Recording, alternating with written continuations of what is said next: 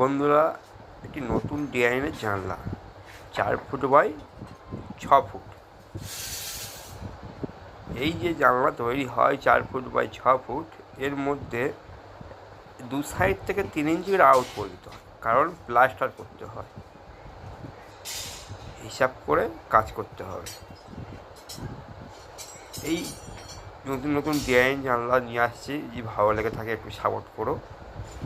একটু সাপোর্ট করলে তোমাদের আশীর্বাদে তাহলে আমি আরও একটু বেশি কিছু করতে পারবো। এই দেখো ডিজাইনটা কত সুন্দর লাগে লাস্ট পর্যন্ত, এবং কত সুন্দর করে বানানো হয়।